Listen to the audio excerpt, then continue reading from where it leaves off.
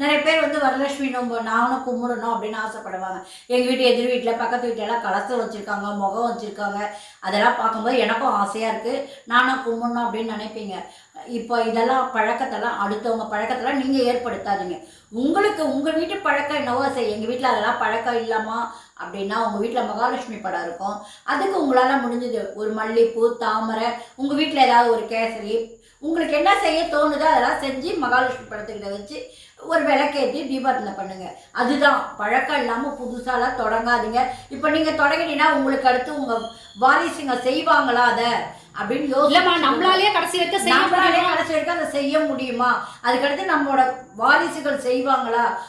அதனால அதெல்லாம் யோசிச்சுக்கோங்க. அதுக்கப்புறமா அதெல்லாம் செய்ய ஆரம்பிங்க. புது பழக்கத்தை கொண்டு வராதிங்க. சில பேருக்கு இந்த வருஷம் செய்வாங்க, அடுத்த வருஷம் செய்ய முடியல, அது மாதிரிலாம் விடக்கூடாது. நோம்புன்றது தொடர்ந்து செய்ய வேண்டியது. பழக்கம் இருக்கவங்க செய்யுங்க, பழக்கம் இல்லாதவங்க நம்ம மகாலட்சுமியே வரலட்சுமி அம்மா வரங்களை கொடு அப்படின்னு சொல்லிட்டு அந்த அம்மா படத்துக்கிட்ட உங்களுக்கு என்னென்ன வைக்கணும்னு தோணுதோ எல்லாம் வச்சு கும்பிடுங்க. யாருக்காவது வெத்தலைப்பாக்கு கொடுங்க, கொண்டு போய் கோவில்லையோ வீட்டுக்கு வந்தால் வீட்டில் ஒரு வெத்தலைப்பாக்கு வச்சு கண்ணாடி வளையல் வச்சு மஞ்சள் குங்குமம் வச்சு மஞ்சள் கிழங்கு 2 வச்சு கொடுங்க. 1 ரூபாய் காயின் ஞாபகமாக வச்சு கொடுங்க. இதுதான் வரலட்சுமி விரதத்தோட மகிமை.